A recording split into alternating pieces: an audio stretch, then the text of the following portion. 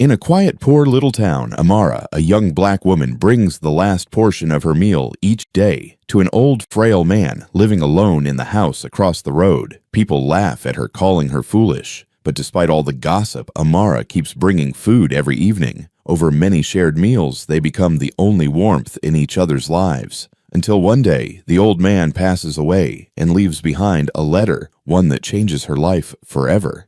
Before we dive deeper into this story, tell me where you're watching from. And don't forget to subscribe. I've got something special for you tomorrow.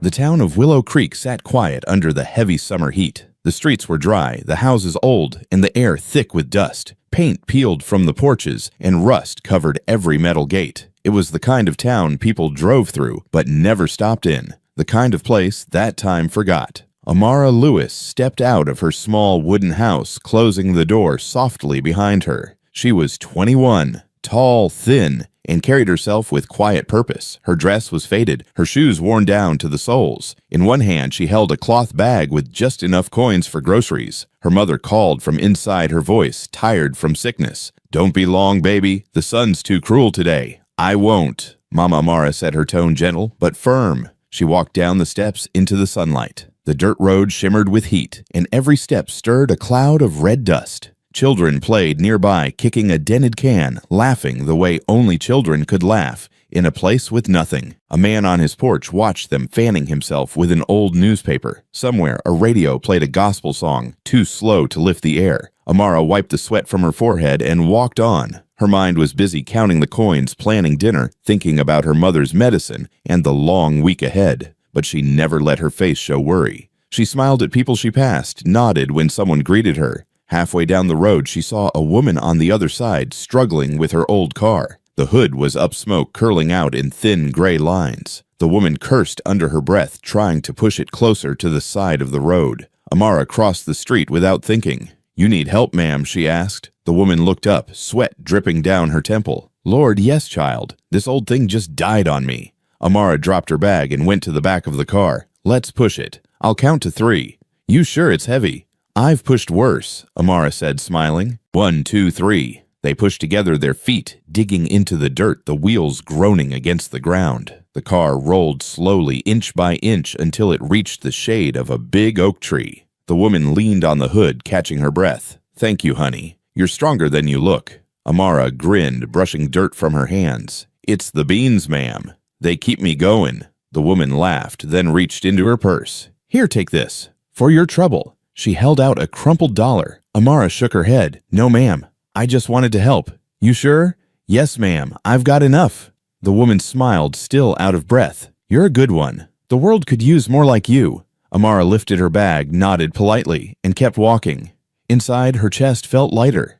It wasn't much, just a small thing. But small things mattered in a place where not much ever changed. By the time she reached the little grocery store, the sun was high, burning down on her neck. She stepped inside, where a weak fan stirred the air. The store smelled like dust oil and old fruit. She picked out a small bag of beans, a single onion, and a bit of salt. She counted her coins twice before handing them to the cashier. "That's all today?" he asked. "Bored chewing gum?" "Yes, sir." He gave her change and looked past her to the next customer. She left without another word. Outside, a dog barked sharp and fast. Then came a high-pitched yelp that made her stop. Down the side of the road, near a pile of scrap metal, a small brown dog was stuck, its back leg caught in an old wire fence. It twisted and pulled, whining in fear. Amara set her groceries down and hurried over. "Easy, little one," she whispered, kneeling. The dog tried to back away, but the wire tightened around its leg. She winced. "You poor thing."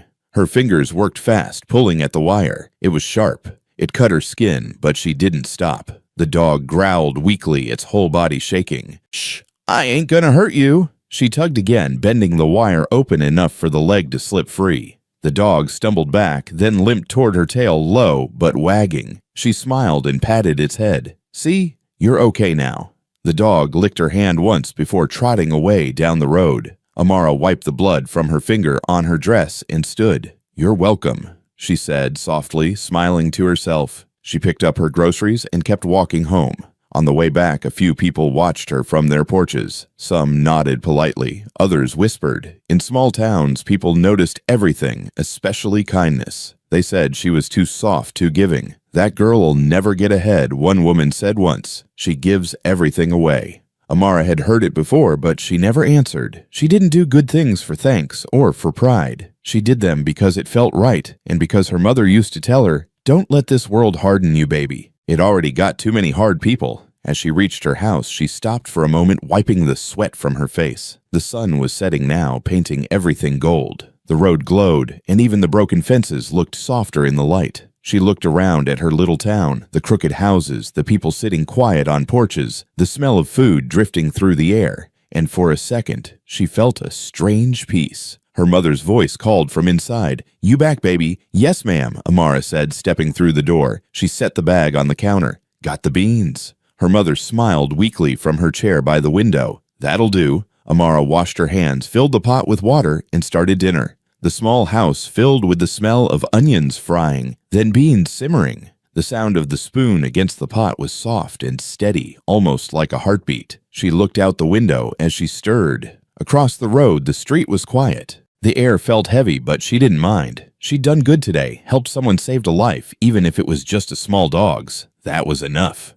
The next morning, the air in Willow Creek was heavy and gray, the kind of air that clung to skin and slowed time. Amara woke early before the sun had burned through the mist and stood at the window for a long while. Across the road, the world was still, the houses quiet, the road damp from a short dawn rain. She listened to her mother's breathing in the other room, shallow but steady, and to the faint rattle of her sister turning in sleep. For a moment, she almost let herself stay there, wrapped in the small safety of that silence. But something outside drew her eyes. There, across the street, on the sagging porch of the house that leaned hardest toward the earth, sat a man she had never really seen before. He was old, the kind of old that life carves into bone, his back bent, as if the years themselves had weight. His hands rested on his knees, the skin thin, and marked veins rising like cords. He wore a brown coat too big for him, patched at the elbows, buttoned wrong.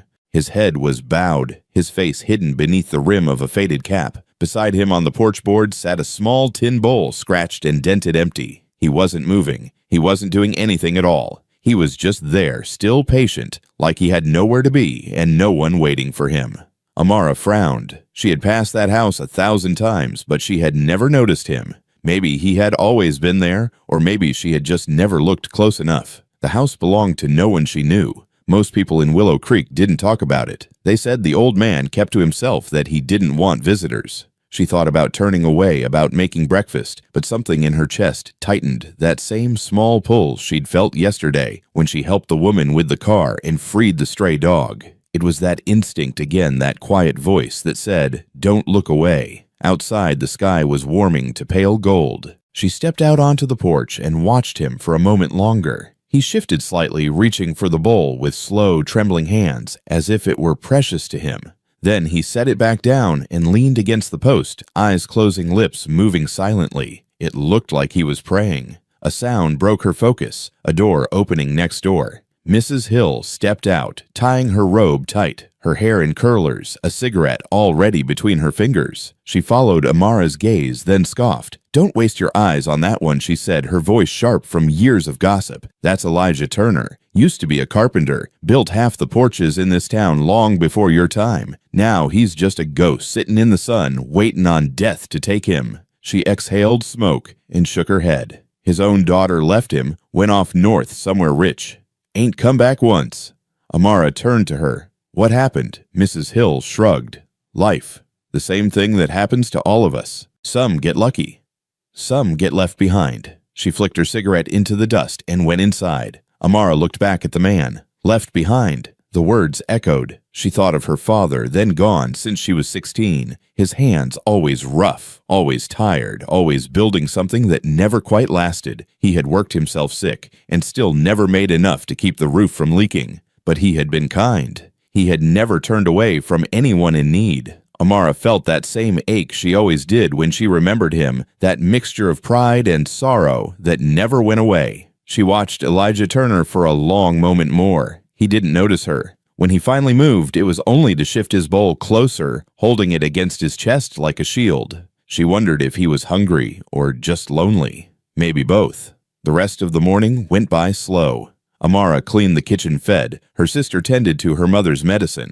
But her mind kept drifting to that porch across the road. Around noon, she stepped out again, pretending she was just hanging laundry. She could see him clearly now in the daylight. His hair was thin and white. His skin was white, but darkened by the weight of time. He watched the ground like there was something written there only he could read. A group of boys passed on bicycles, their laughter loud and careless. One of them shouted something as they rode by, something cruel, something about the beggar on the porch.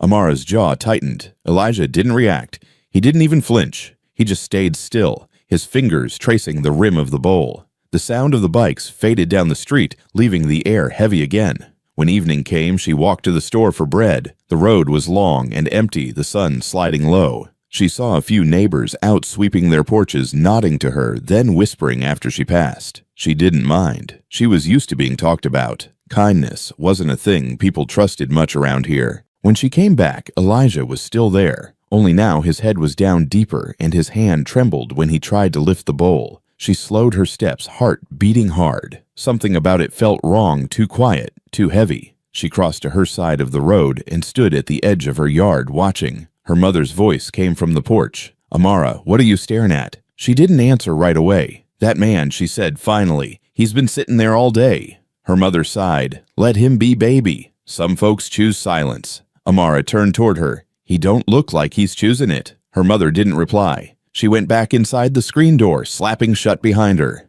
Amara stood there a while longer, the bag of bread growing heavy in her hand. Across the road, the old man's eyes opened for a moment. They met hers just for a second. There was no anger in them, no shame, just a tired kind of knowing. He nodded once polite, like a man who still remembered his manners, even when the world forgot him. Amara nodded back almost without meaning to, then turned and walked up her steps. Inside, she couldn't shake the image. When she sat down to eat, her spoon paused halfway to her mouth. Her sister was laughing about something on the radio, her mother humming softly, but Amara's mind was far away. She pictured those trembling hands, that dented bowl, and the way his shoulders seemed to fold inward, like he was trying to make himself small enough to disappear. She went to the window and looked out again. The sun was gone now, the sky a bruised purple. He was still there. She could barely see him in the fading light, just the shape of his shoulders and the glint of the bowl. He hadn't eaten. He hadn't moved. She whispered to herself,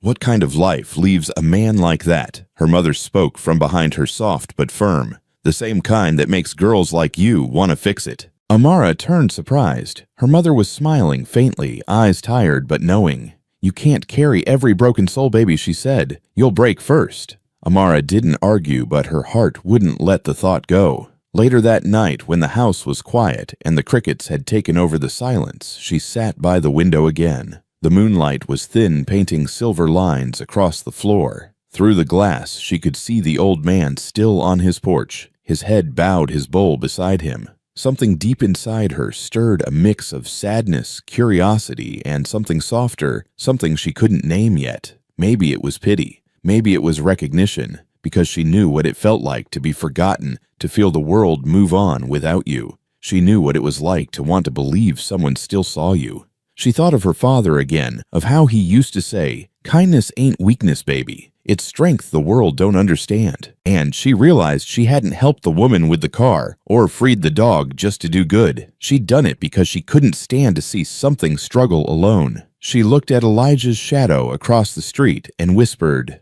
"No one should have to sit hungry in the dark." The next morning she woke before dawn, again restless. The air was cooler, a thin mist rising off the road. She made coffee for her mother, set out her sister's shoes, then stepped outside. Across the road, the porch was empty. Her stomach tightened. Maybe he'd gone somewhere. Maybe he'd finally gotten tired of waiting. She stood there a long time watching the empty space where he'd sat. Then just as the sun broke over the trees, she saw a movement, the slow, careful shape of him stepping out, bowl in hand, as though the day itself needed his permission to begin. He sat again, same spot, same silence. Amara watched him lower the bowl to the floorboards, his hands trembling less now, almost steady, and she felt something shift quietly inside her. The town around them was waking up the sound of a rooster crowing, a door slamming, the first car rattling down the road, but none of it seemed to touch that porch. It was as if the world had moved on, and only he remained caught between what was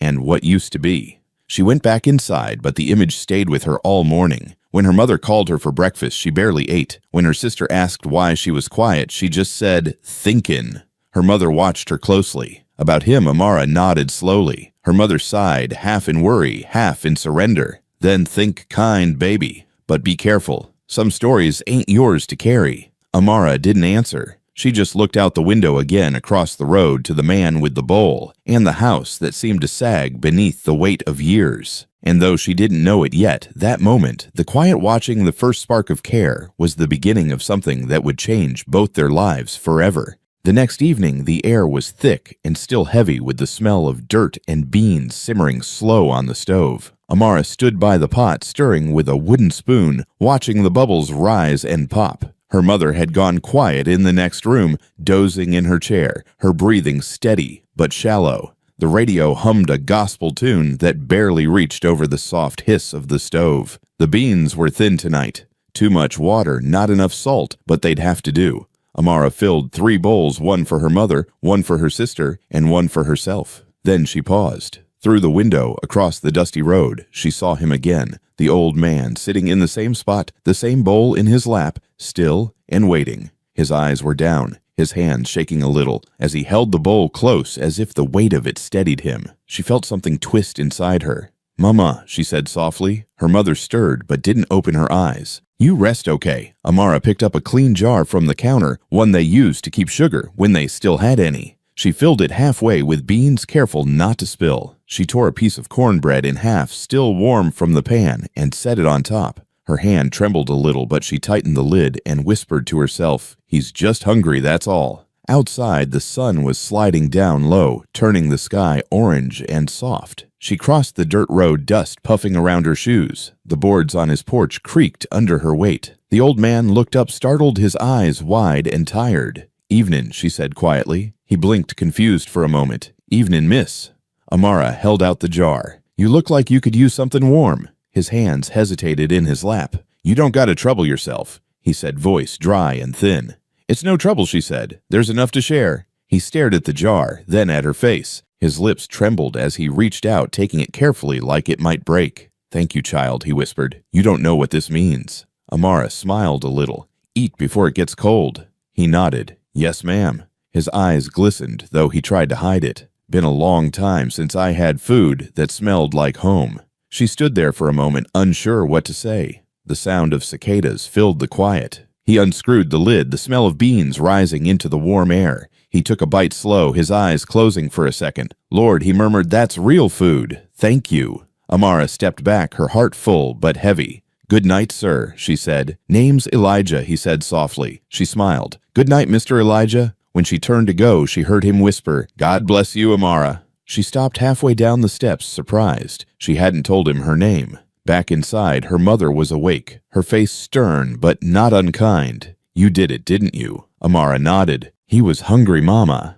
Her mother sighed. "So are we most nights." Amara sat down across from her. "We'll be fine." Her mother's eyes softened. "That man's been out there for years. Nobody helps him. You think you can fix that in one night?" Amara looked down at her hands. "Not fix it. Just make it hurt less." Her mother shook her head, half in worry, half in wonder.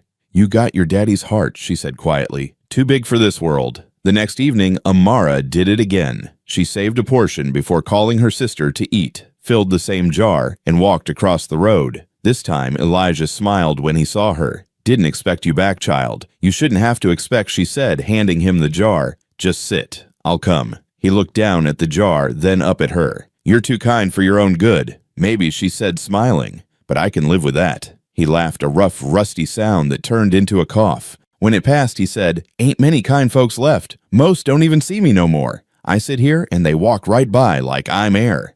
"I see you," Amara said simply. He nodded, swallowing hard. "That's something, child. That's something." The days rolled on like that hot, heavy slow. Each evening, Amara brought him food, and each evening they talked a little more. Sometimes just small things, the weather, the crops, the sound of the trains passing miles away. Sometimes about nothing at all. She learned he used to build houses, fix fences, mend doors. He had been good with his hands once before age took the strength out of them. One night he said, "Had a daughter once, bright as the morning. Could read better than I ever could. I worked myself near dead to keep her in school." His eyes drifted toward the horizon.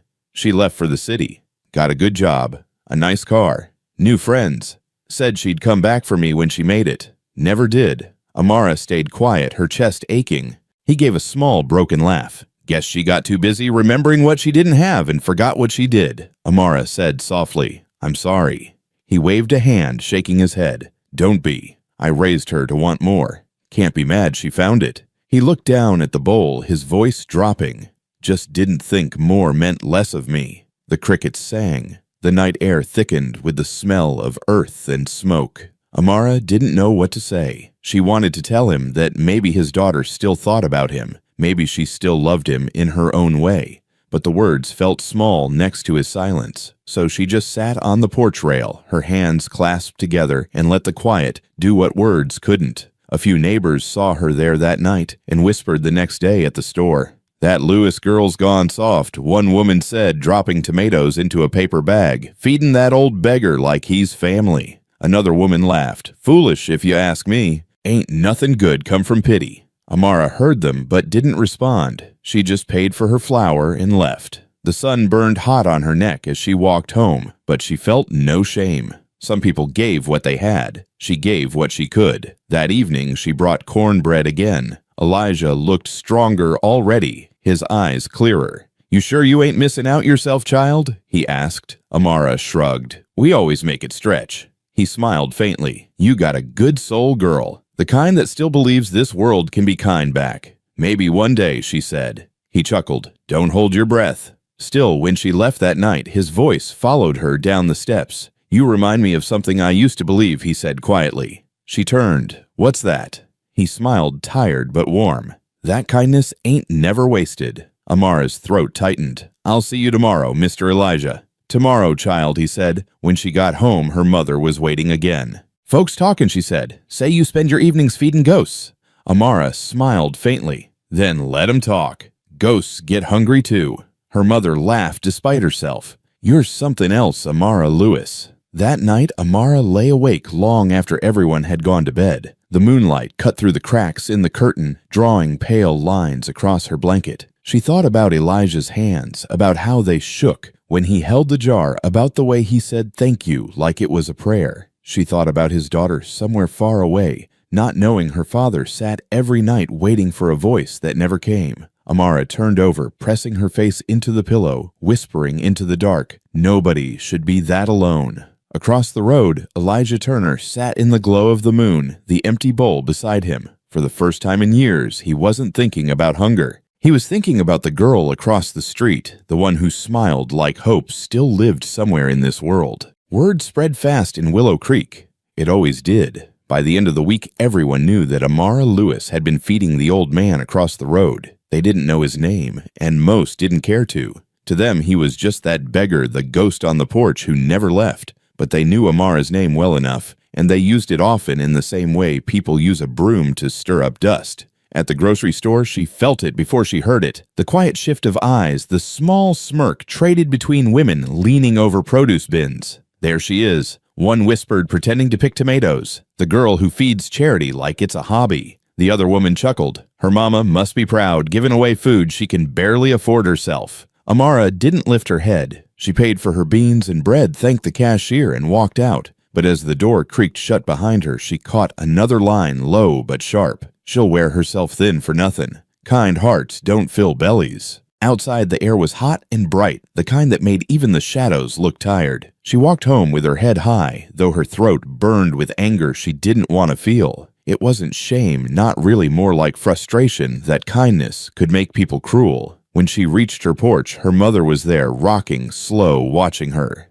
"You heard it too?" Amara asked. Her mother nodded. "Small towns don't let secrets breathe." "I wasn't hiding it," Amara said. "I know." Her mother sighed. "But folks like to talk more than they like to help. That's the difference." That evening, when she crossed the road again, Elijah was already waiting. He smiled when he saw her, the kind of smile that looked surprised to exist. "Evenin', Miss Amara," he said. "You keep bringing supper. I'm going to start thinking I'm rich." She laughed softly, setting the plate in his hands. "Then you better act like it. Rich men eat slow." He chuckled, the sound dry and warm. "Ain't had reason to laugh in a long time. Guess you brought that back too." He took a bite, and they sat in easy silence for a while. Across the road, two men leaned on a fence, fixing a wagon wheel that hadn't needed fixing all week. "Look at that one," said under his breath. "The girl's back again." The other smirked. "Reckon she thinks she's some kind of saint." Their voices carried on the still air, just loud enough to sting.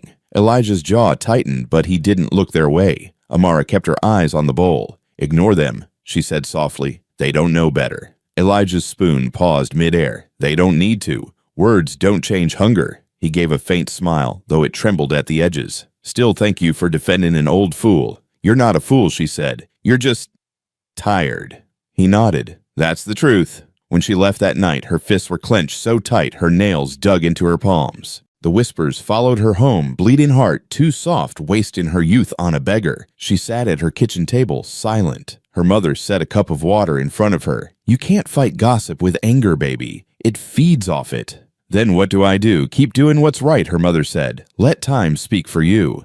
The next day, Amara walked through town with her head higher. She smiled at everyone who whispered. At the store, she greeted the same women who'd mocked her before. "Good morning," she said, her voice steady. They blinked, caught off guard, then mumbled something back. When she stepped outside, the heat hit her like a wall, but inside her chest, something lighter stirred. Maybe her mother was right. Maybe silence wasn't weakness. Maybe it was strength disguised. That evening, she brought stew instead of beans. Elijah's eyes widened at the sight of it. "Now that looks like a feast." "Don't get used to it," she said. "Meat's a once-a-month miracle." He chuckled. "Then I'll savor it." As he ate, she sat on the porch rail, swinging her legs. "They talk about you, you know," he said suddenly. "The folks in town." "I know." "Does it bother you?" She looked at him for a long moment. "Used to. Not anymore. You're stronger than you look." "You say that a lot," she teased. He smiled. "'Cause it's true a lot."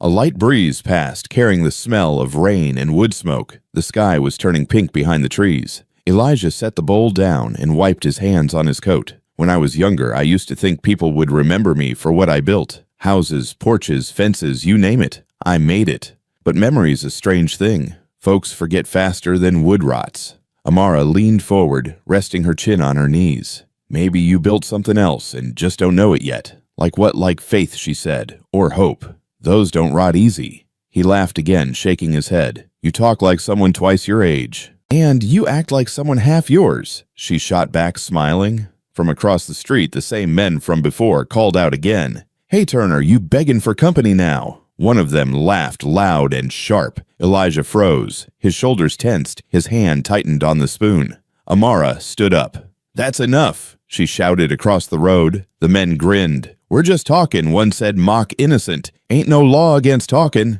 "Maybe not," she said, "but there's a law against being cruel." Her voice shook, but her eyes didn't. The men exchanged a look, then turned back to their wagon. Elijah watched her quietly. "You didn't have to do that." "Yes, I did. They'll just talk more." "Then let 'em." He gave a small, proud nod. "Your daddy would have liked you." She looked at him sharply. "How would you know?" He smiled faintly. "Because I know good men. Takes one to raise a girl that brave." She didn't speak after that, afraid her voice might break. The days kept rolling, each one a copy of the last Sundust Beanstalk. But slowly the tone of the whispers began to change. Some people stopped laughing. Some even nodded to her when she passed. Kindness, it seemed, could be contagious, even in a place where suspicion was a second language. One afternoon, Mrs. Hill caught her outside hanging laundry. "You still feeding that man?" she asked. "Yes, ma'am." Mrs. Hill looked at her a moment, then sighed. "Well, my boy's got extra tomatoes from the garden. I'll send some over tomorrow." Amara smiled. "Thank you."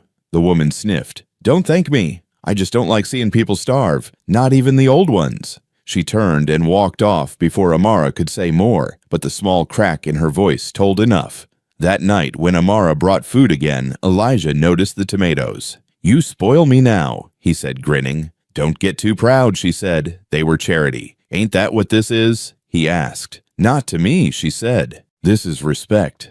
He stopped eating, his eyes meeting hers. Respect, yes, sir. You earned it a long time ago. The world just forgot. He swallowed hard, looking down at the bowl. You talk like someone who still believes in people, don't you? She asked. He shook his head. Belief's a young man's game. I've seen too much. Then maybe you need someone to remind you.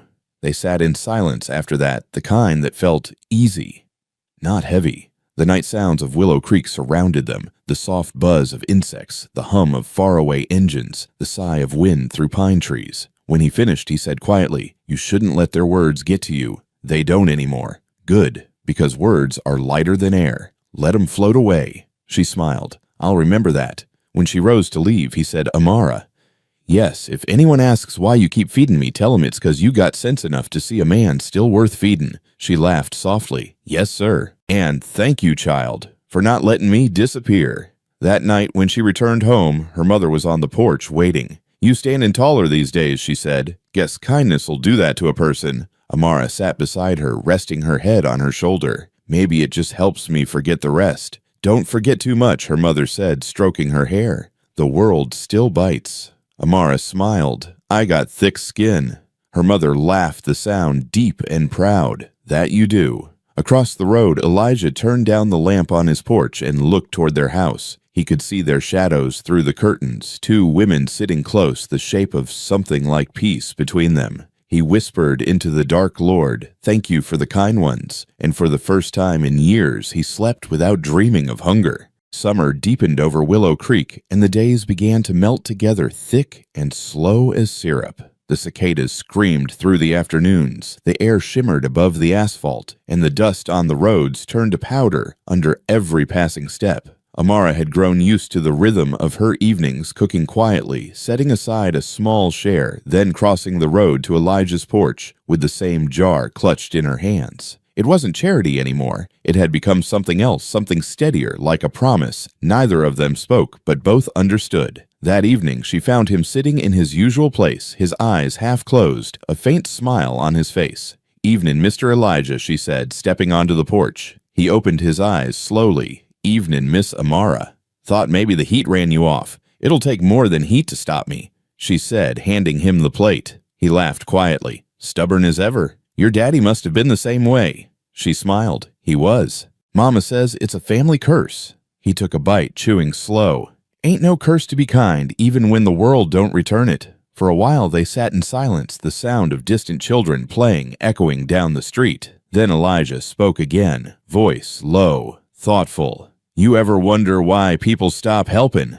Amara tilted her head. "What do you mean, used to be, folks looked out for each other here?" he said, tapping his spoon lightly against the bowl. "If one family didn't have food, the next shared what they could. Now everybody guards what's theirs like it's gold." Amara looked down at her hands. "Maybe folks just got scared. When you lose too much for too long, you stop trusting there'll be enough to share." He nodded slowly. "You sound older than you are." She smiled faintly. "Maybe that's 'cause I've seen enough to be." He leaned back, sighing. "When I was young, I thought I could fix things with my hands. Building houses, fences, tables, anything. Thought if I worked hard enough, nothing could fall apart. But you can't hammer people's hearts back together, no matter how good you are with nails." Amara looked at him quietly. "Maybe you just didn't have the right tools." He chuckled. "And what tools would fix that patience?" she said softly. "And love." He stared at her for a long moment, then laughed again, shaking his head.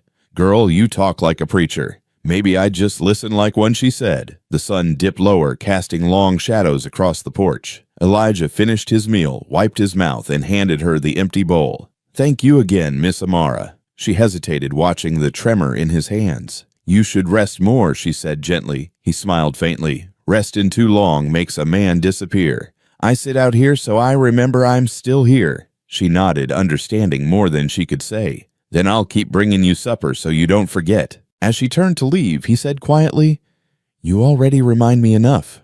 The next few days passed quietly, though the whispers never stopped. People still talked when she passed, their curiosity mixing with judgment. At the post office, she overheard one man say, "That Lewis girl's feeding that beggar again, probably thinking it'll get her in the papers or something." The clerk chuckled. "If she's lucky, maybe heaven'll print it first." Amara ignored them. She'd learned that people who spoke loudest usually carried the emptiest hearts. but the words still scraped somewhere deep inside. That night, when she brought Elijah his food, she asked suddenly, "Do you ever get tired of being seen like you ain't worth nothing?" Elijah blinked, startled. "Where's that come from? People talk," she said, folding her arms. "About you.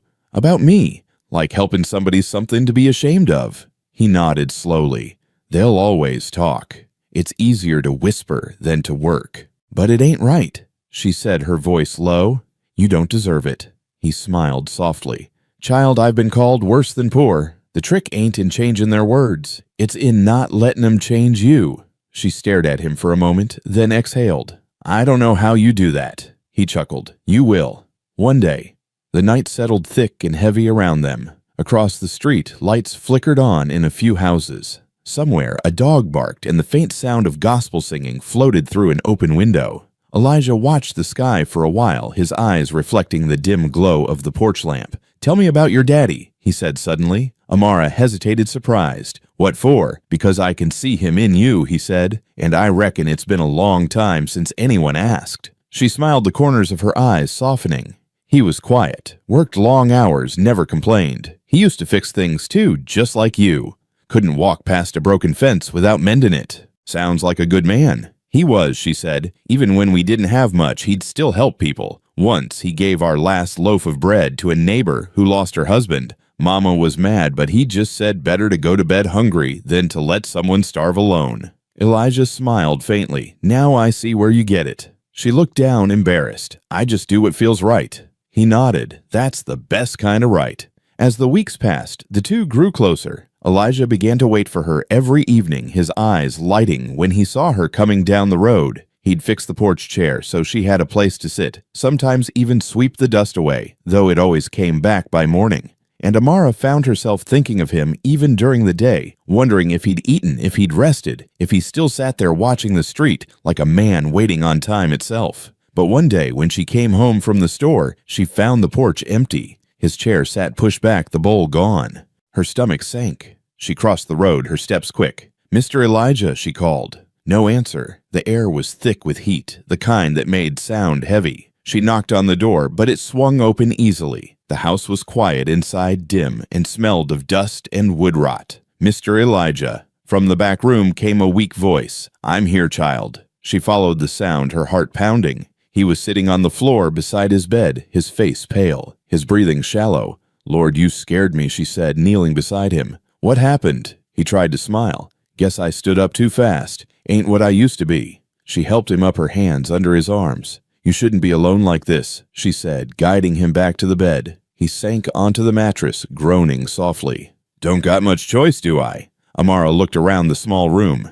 It was almost bare. A single chair, a Bible on the table, and a photo frame turned face down. She picked it up and brushed off the dust. It was a picture of a young girl, maybe 10, standing beside a much younger Elijah, both smiling at the camera. "Your daughter," he nodded, his eyes misting. "Aaliyah. She used to braid my hair when I still had some. Always said she'd buy me a new suit when she got her first paycheck." Amara traced the edge of the frame. "She looks like she loved you." "She did," he said softly, "till the world told her I weren't worth lovin' no more." Amara felt a lump rise in her throat. "You can't believe that." He smiled weakly. "Doesn't matter what I believe. She gone now." She set the picture back and turned to him. "You ain't got anyone else."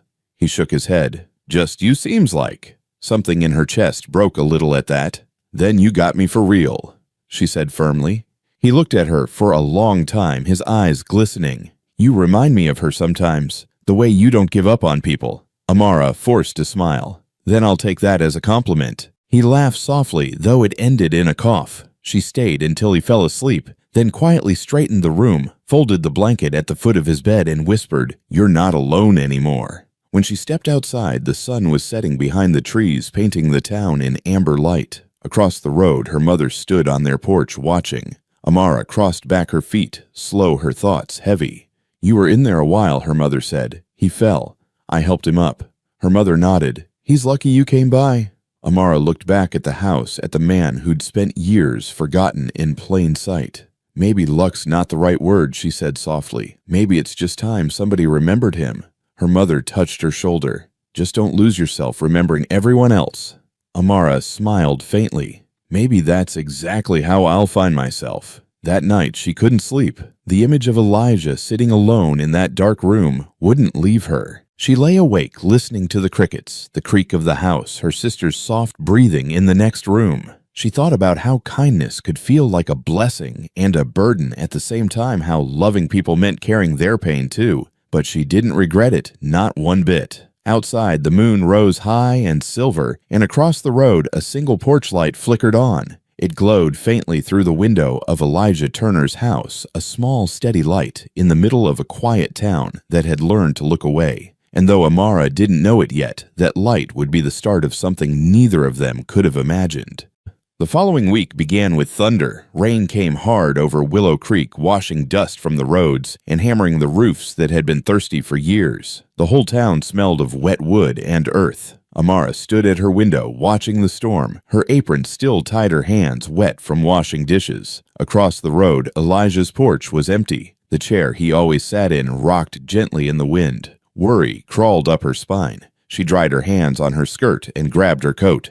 "You going out in that?" her mother called from the kitchen. "He's alone," Amara said simply. "He's got a roof," her mother replied, but Amara was already at the door. She ran through the rain, her shoes sinking in mud, the cold soaking through her sleeves. When she reached the porch, she found the door open a crack, wind blowing it against the wall with a hollow thud. "Mr. Elijah," she shouted. No answer. She pushed the door open and stepped inside. The air smelled of damp wood and faint smoke from the old stove. "Mr. Elijah, it's Amara," she called again. A faint voice came from the back. "In here, child." She hurried down the short hall. He was sitting by the window, a blanket around his shoulders, his face pale but calm. Water had leaked through the roof, pooling near his feet. "Lord, you're going to catch your death," she said, rushing over. He smiled faintly. "If death wants me, it knows where I sit." She grabbed an old pot from the counter and set it under the leak, her jaw tight. "You shouldn't joke like that." He looked at her eyes, soft. "Then I won't." "You need a new roof," she said, scanning the ceiling. "Or at least a bucket bigger than that." He chuckled, weak but amused. "You planning to fix it yourself?" "If I could, I would," she said. He leaned back, studying her face. "You remind me of Aaliyah when she was little. Always telling me what I needed to do, always thinking she could fix the world if I just let her." Amara smiled faintly. "Maybe she learned that from you." His eyes drifted toward the window. "Maybe." He coughed once, covering his mouth. The sound was rough, deep, and it lingered. "You're sick," she said quietly. "Old," he corrected. "Old and paying for the years I worked too hard and ate too little." She bit her lip, unsure what to say. The storm outside roared louder thunder, shaking the house. Lightning flashed, and for a second, his face looked like a portrait carved in light, tired, proud, unbroken. "Why do you always sit out there?" she asked suddenly. "Even when it's hot, even when it's cold. What are you waiting for?" He looked at her for a long moment, the corners of his mouth turning in a sad smile. "Her," he said simply. "My girl." Amara's chest tightened. "Aaliyah," he nodded. "When she left, she said she'd come back one day. Said she'd bring me to the city, show me the tall buildings, take me to one of them fancy restaurants where they serve food on plates you can't pronounce. Every day. I sat there thinking maybe that was the day she'd drive up the road. After a while, the days turned into years. Still, I sit. Some things you don't stop waiting for." Amara's voice was barely a whisper. "You think she'll come?" He smiled faintly. "Don't know, but it feels wrong to stop believing." The storm eased, turning to steady rain. Amara stayed for a while longer, tidying the room, patching a towel under the leak, heating soup on the stove. Elijah dozed his head against the wall. She watched him quietly, wondering how someone who had given so much could be left with so little. When she finally stood to leave, he stirred. "You got a soft heart, girl," he murmured. "Guess I do." He smiled. "Don't ever let the world take that from you. It'll try, but don't let it." "I won't," she promised. She stepped back into the rain, closing the door behind her. The road was quiet now, the puddles reflecting the gray sky. She ran home, her shoes squelching in the mud. Her mother was waiting by the window. "You soaked to the bone," she scolded, wrapping her in a towel. "He's fine." Amara nodded. "He's tired, but he's fine." Her mother shook her head. "That man's lucky to have you." Amara smiled faintly. "He don't see it that way." "Maybe he don't need to," her mother said. "Maybe it's enough that you do." The next morning, the air was clear again, the world washed clean. Elijah's porch glistened in the sunlight, water dripping from the roof. Amara crossed over with breakfast biscuits, beans, and coffee. He was already outside, bundled in his coat, a blanket over his lap. "Morning, Mr. Elijah," she said. "Morning, Miss Amara. You survived the flood, I see." She smiled, handing him the tray. "Barely. I swear that rain tried to drown me." He chuckled, his voice lighter than before. "You always bring more light with you than the sun does." She blushed, looking down. "Don't say things like that. Why not? Truth don't hurt." He ate slowly, sipping his coffee. "You know," he said after a while, "you're the only one who's stepped through that door in near 10 years. Amara's brow furrowed. "Not one person, not even a neighbor." He shook his head. "Folks don't visit Ghost Child. They might wave from the street, maybe drop a letter when taxes come due, but no one sits. No one asks how you're doing, not until you're gone, and then they say they always meant to." Amara's throat tightened. "Well, I'm here now." He nodded slowly. "Yes, you are." From across the street, Mrs. Hill called out, "Amara."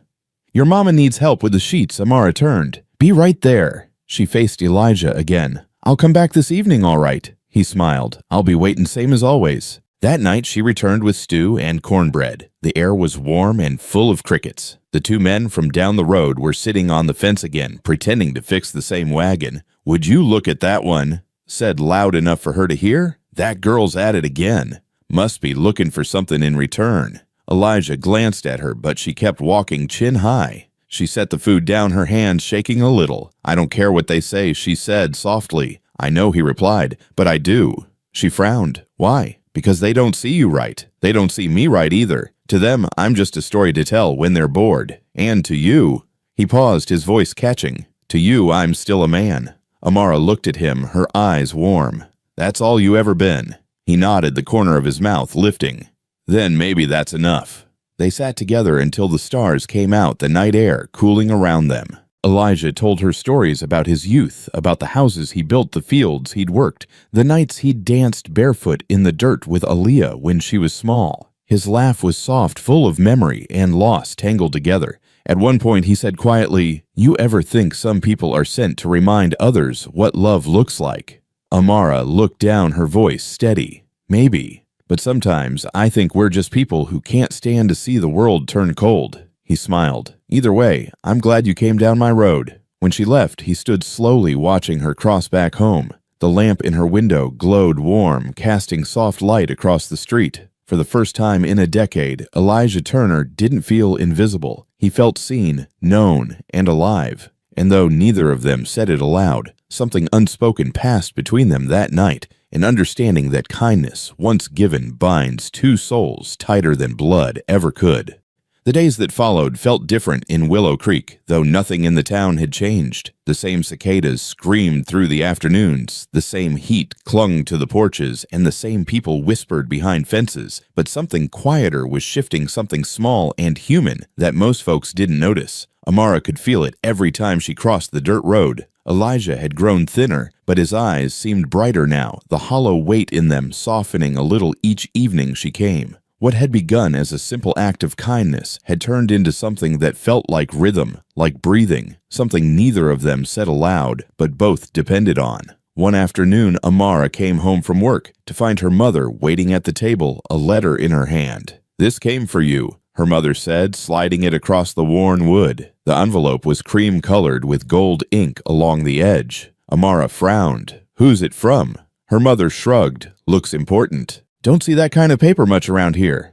Amara tore it open carefully, her eyes scanning the lines. It was from a community group in the next town over an invitation to apply for a nursing program she'd forgotten she'd written to months ago. She read the words twice before it sank in. Accepted, tuition covered, the chance to leave Willow Creek. Her mother smiled, proud but quiet. "That's something, baby. That's your way out." Amara set the paper down, her heart pounding. For years, she'd dreamed of doing something bigger than this town, of helping people, of making her father proud. But now the thought made her stomach twist. "It's far, Mama," she said softly. "Almost 2 hours from here." "Far ain't bad," her mother said. "Far just means forward." Amara nodded, but her thoughts weren't on the letter anymore. They were across the road on a sagging porch and a man who waited for her every evening, like the setting sun. That night, she carried supper over later than usual. Elijah looked up as soon as she appeared, his face lighting like a lamp. "Thought maybe you forgot me," he said. "I could never," she said, setting the plate down.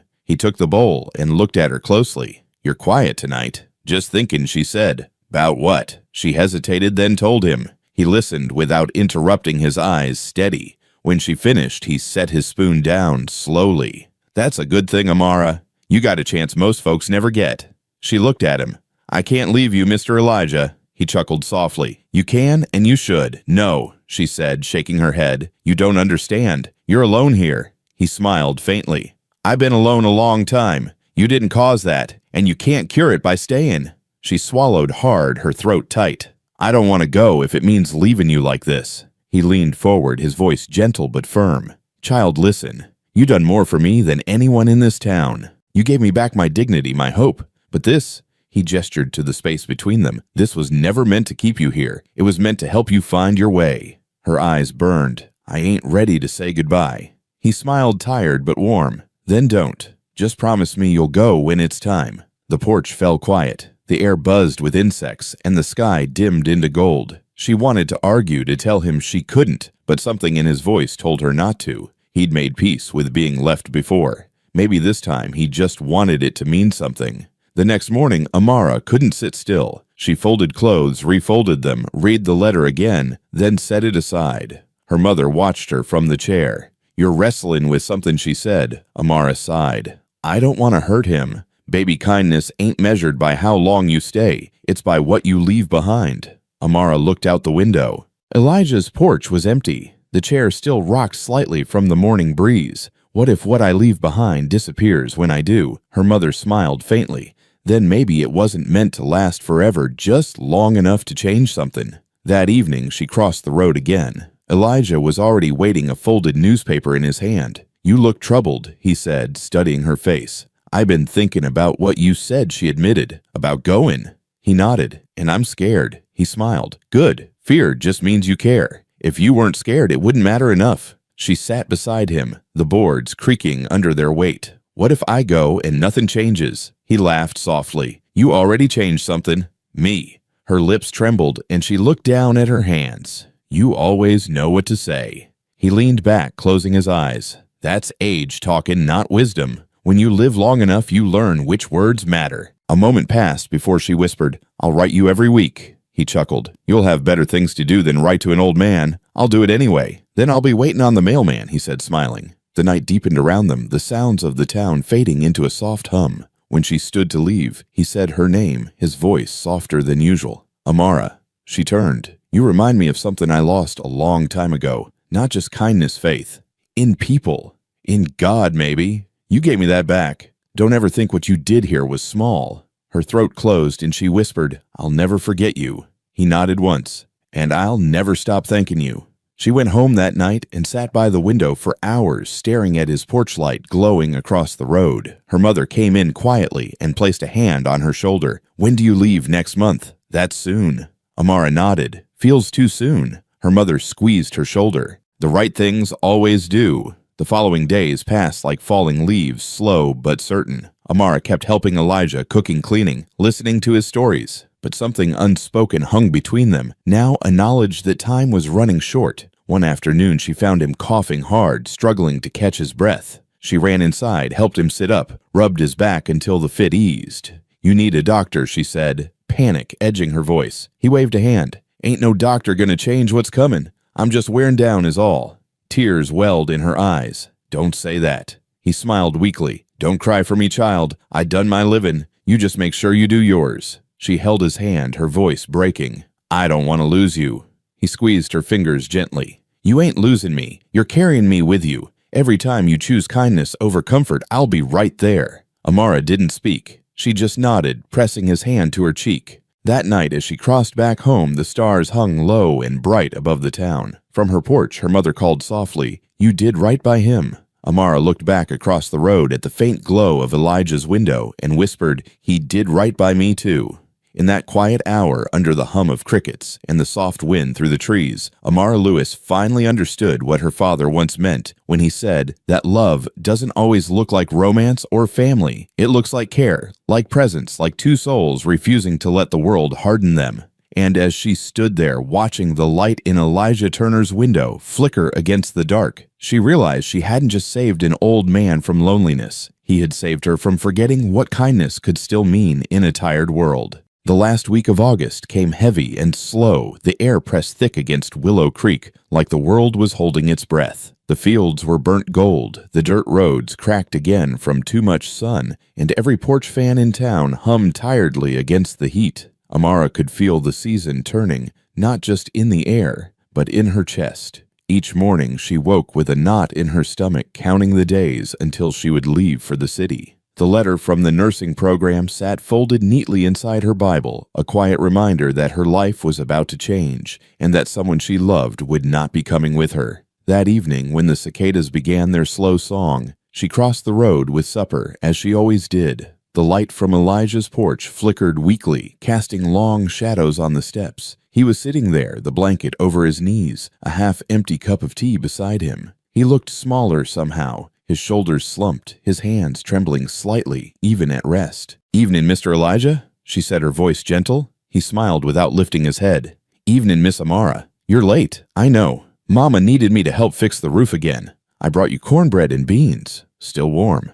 He took the plate slowly, his fingers brushing hers. "You spoil me, child." She sat down on the porch rail beside him, the boards creaking under her weight. "You look tired." He chuckled weakly. "Been tired for years. It just shows more now. You eat anything today." He hesitated, then shook his head. "Didn't feel much like it." She frowned. "You can't do that. You'll get weaker." He looked at her, his eyes full of something tender and sad. "Weakness don't come from hunger, Amara. It comes from running out of reasons to get up." Her chest ached at that. "Then I'll give you a reason. Eat. Please."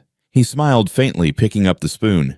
"You sure you weren't born to boss old men around? Maybe that's my gift," she said, trying to keep her voice light. He took a few bites, slow and careful. The silence between them felt heavier than usual, broken only by the hum of the night. She watched him for a while, the way his hands shook slightly, the way his breath caught every few seconds. "You got that letter packed?" he asked suddenly. She blinked. "What letter? The one that's going to take you out of this town?" Her throat tightened. "I ain't packed nothing yet." He smiled, his voice low and warm. "You're waiting for permission that don't need given." She looked down at her hands. "I just don't feel right leaving you here." He set the bowl down, turning his head toward her. "Amara, you listen to me. Life don't wait for guilt to pass. It just moves, and if you don't move with it, it'll leave you sitting still till you fade like old paint." Tears filled her eyes before she could stop them. "I don't want to move on if it means losing you." He smiled softly. "You ain't losing me. I told you that before. I'll still be here sitting on this porch, same as I've always been.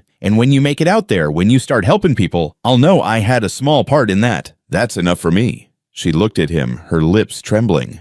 "What if something happens while I'm gone?" He chuckled quietly. "Then it happens. Ain't no stopping time, child. I made my peace a long time ago." Amara wiped her eyes. "Don't talk like that." He reached over his hand light against her arm. "You got a good heart, but you gotta let it grow wider than one porch. You hear me?" She nodded, silent. They sat like that for a while, the night thick around them, the moon climbing higher over the trees. Every sound felt sharper, the wind rustling through the leaves, the faint whistle of a train far away, the soft scrape of Elijah's spoon against the bowl. He ate a little more, then set it aside. "You know," he said softly, "I used to think kindness was a young person's game, that it burned out after the world gave you enough reasons to stop. But you showed me different." Amara's voice was barely above a whisper. "You showed me that too." He smiled, eyes shining. "Then we're even." A soft cough rattled through his chest, and she reached for him, but he waved her off. "Just a tickle. Don't fuss." She bit her lip, uneasy. "I'm bringing you some medicine tomorrow.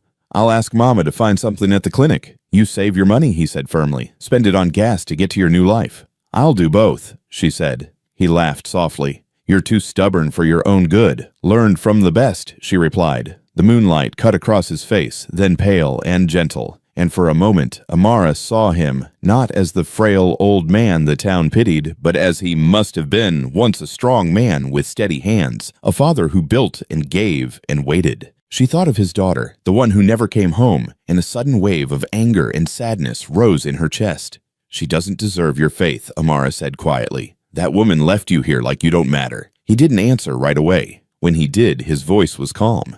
"Maybe, but love don't stop just 'cause it's forgotten." Her jaw tightened. "You still believe she'll come back?" He looked out at the road, his eyes far away. Every morning I think maybe today's the day. Maybe she'll turn that corner, look up, and remember where she came from. And if she don't, well, at least I'll be where she left me." Amara's eyes stung. "That ain't right, Mr. Elijah. You deserve better than waitin'." He smiled sadly. "Maybe, but a man's heart ain't a ledger. You can't balance love with logic." The words hung between them, quiet and deep. She wanted to tell him he was wrong, that some people didn't deserve forgiveness, but the look on his face stopped her. There was peace there, a tired kind of peace that came only from years of holding pain and letting it soften instead of harden. She stood, then wiping her eyes. "I'll be back tomorrow, same time." He nodded. "I'll keep the porch light on." She hesitated before stepping off the porch. "Mr. Elijah, yes, child. Thank you for teaching me what it means to stay good in a hard world." He smiled, his voice rough with emotion. "Don't thank me, Amara. You just reminded me what I already knew." She walked home slowly, her heart heavy but calm.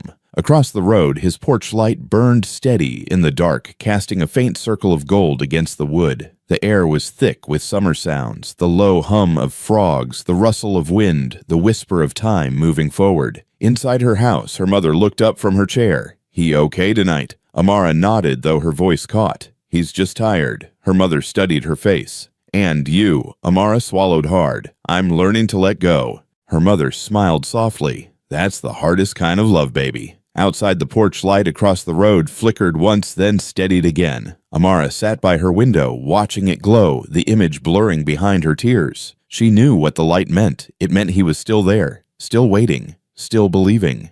And somehow, that gave her the courage to believe, too, that even when life pulled people apart, some hearts stayed tied steady as that single light burning against the dark. The morning Amara was meant to leave the town woke under a pale gray sky, the kind that warned of rain but never delivered. She stood by her bed, the small suitcase half-zipped, her hand still. Every sound in the house felt louder, the ticking clock, her mother's soft steps in the kitchen, the hum of cicadas through the open window. She looked out across the road. Elijah's porch light was still on, faint in the daylight. It always burned through the night, but today it seemed dimmer, as if even the bulb was growing tired. Something inside her shifted. She slipped on her shoes and crossed the road, the suitcase still sitting open on her bed. The boards creaked under her feet as she stepped up to the porch. "Mr. Elijah," she called softly. No answer. The air was heavy with stillness, too quiet for morning. She pushed the door open. The smell of coffee lingered, faint and cold. "Mr. Elijah," she said, again louder this time. She walked through the living room.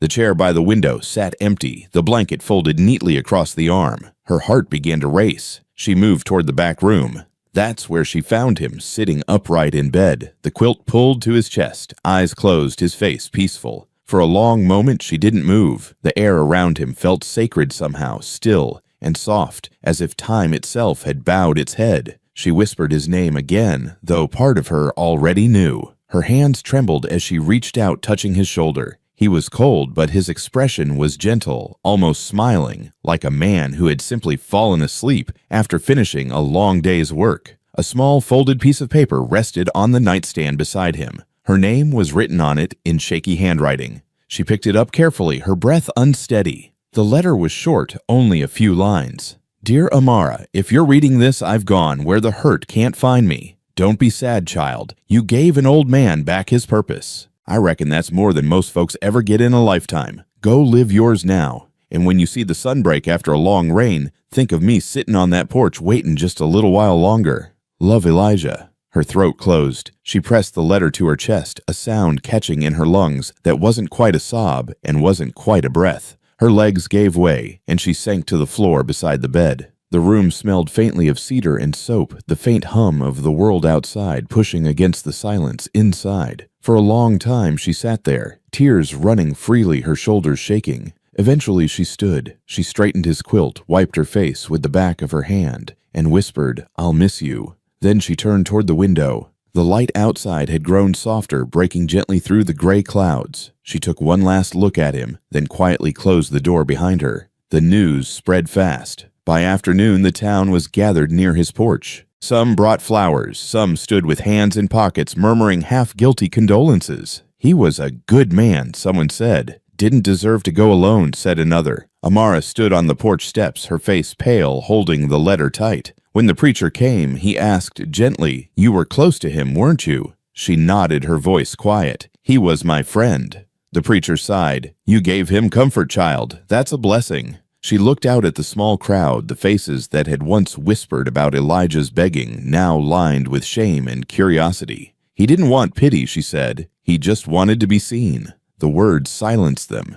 Even the wind seemed to pause. She went back inside, helped the preacher gather Elijah's things, careful with every photograph and folded shirt. Among his belongings, she found a faded picture of him and a little girl, no older than 7, standing in front of a house with a white fence. Aaliyah, the daughter who never came home.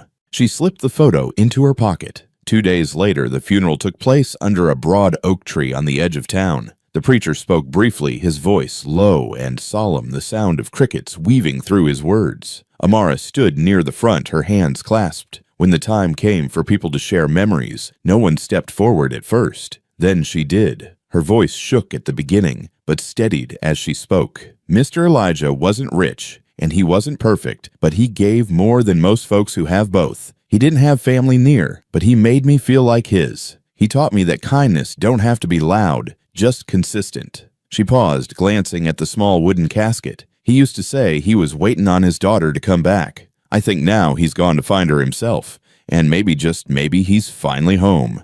The preacher nodded, his eyes wet. Amen to that. When the service ended, people lingered. Some placed flowers, others touched her shoulder softly before walking away. Amara stayed until the crowd thinned, until only she and her mother remained. "It's time to go, baby," her mother said gently. "In a minute." She crouched beside the grave, her fingers tracing his name carved into the wood marker. "I'll see you again," she whispered. That evening, she sat on his porch one last time. The air was still, the sun dipping behind the trees. The chair he'd always sat in faced the same road, the same horizon. She ran her hand over the armrest, feeling the grooves his fingers had worn into the wood. "You said not to be sad," she murmured. "But I am." The words came out cracked, carried by the wind. "I wish I had more time. I wish I could have said goodbye." Her mother's voice called from across the road, gentle but firm. "The bus leaves soon." Amara stood slowly, the light fading around her. She looked back at the porch, at the empty chair, the dim lamp glowing faintly beside it.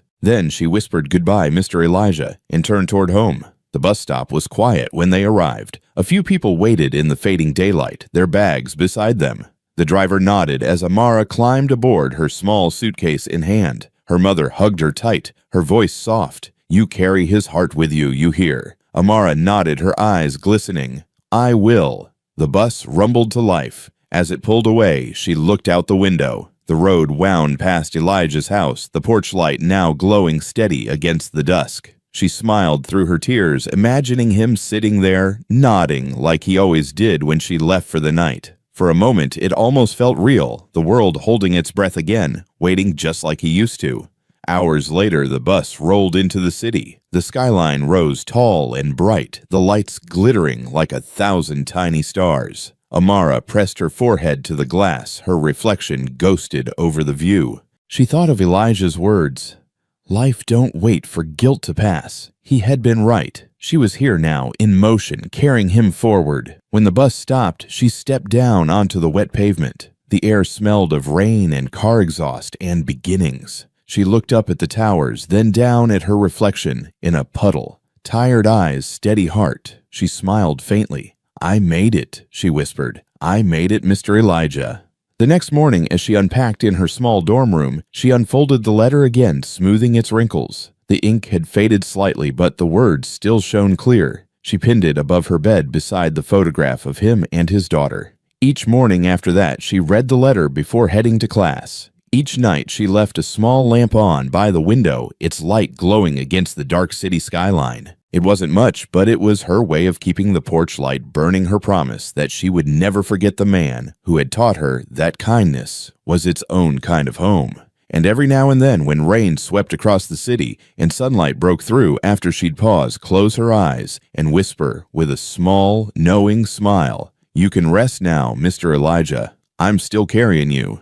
Years passed quietly, folding one into another like pages of a book Amara never meant to finish. The city became her home in ways she never expected, loud, unrelenting, and full of faces that never looked twice. She finished nursing school, started working long hours at the county hospital, and learned the rhythm of a life that didn't wait for her to catch up. But no matter how far she went, there were moments when she'd hear a voice in her head, soft, patient, familiar, reminding her to slow down, to notice, to care. "You got a good heart, child. Don't let the world take that from you." Elijah's words stayed with her like a heartbeat she could never silence, even if she wanted to. One evening, after a 14-hour shift, she was leaving the hospital when she saw a woman sitting alone on the sidewalk near the entrance. Her clothes were soaked, her hair tangled, a half-empty paper cup beside her. People walked by without looking. The woman's eyes were blank, but searching the way Elijah's had been that first day he stood at her gate. Amara hesitated, then crouched beside her. "Ma'am, are you all right?" she asked softly. The woman blinked, confused. "Haven't eaten in 2 days," she whispered.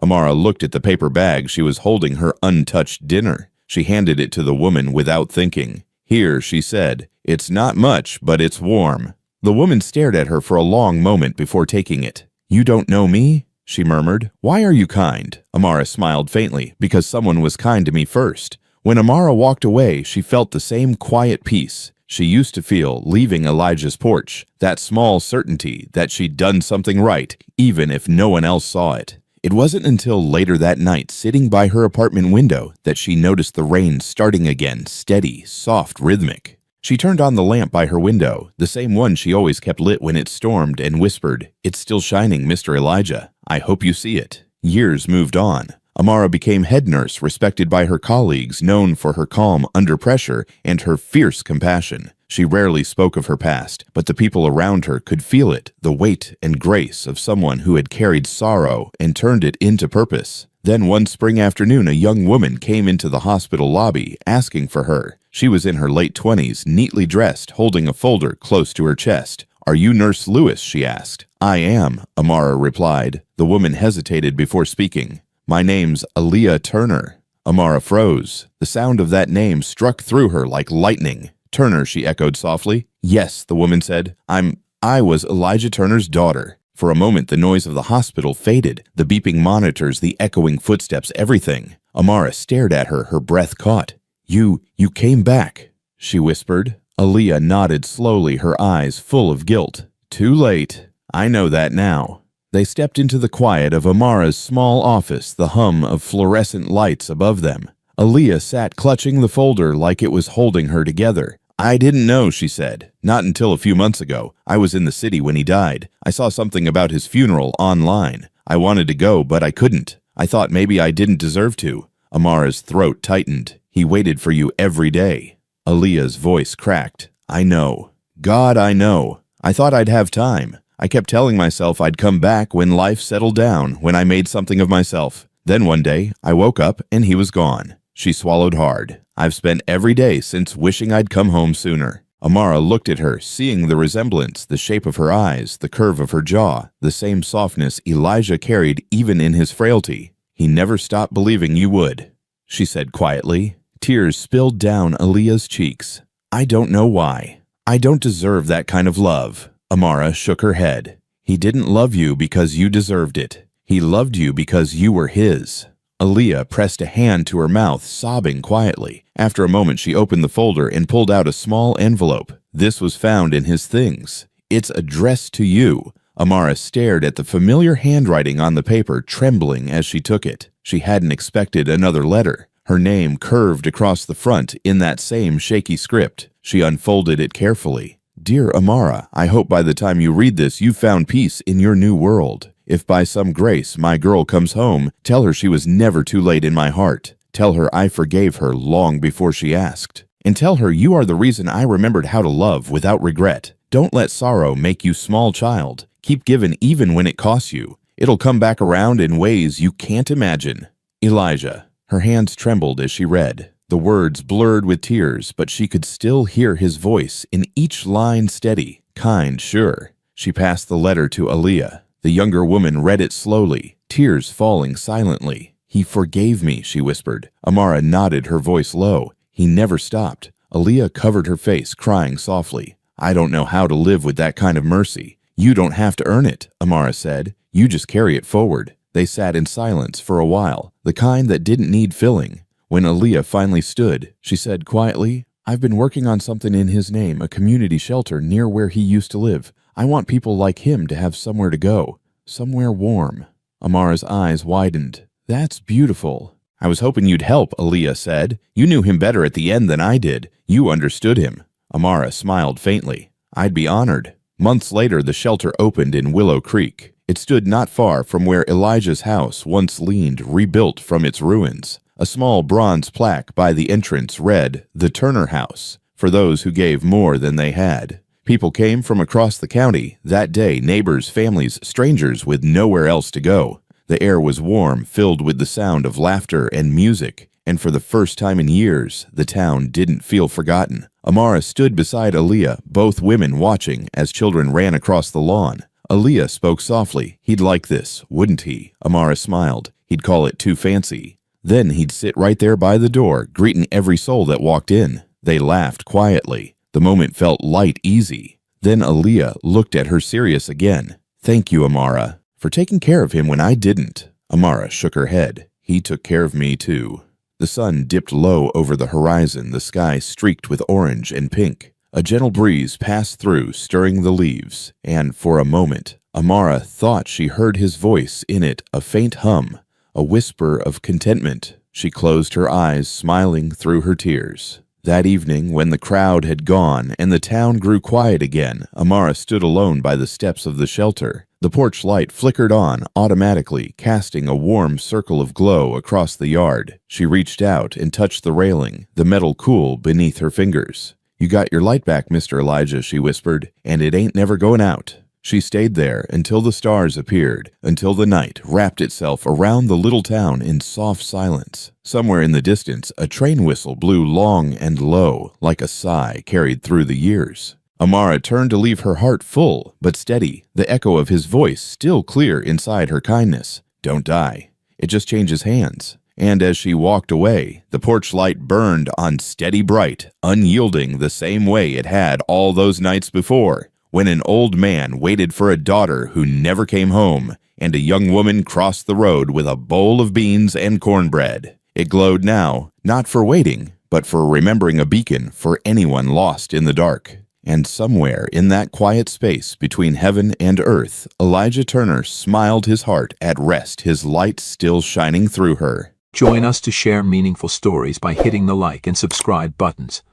Don't forget to turn on the notification bell to start your day with profound lessons and heartfelt empathy.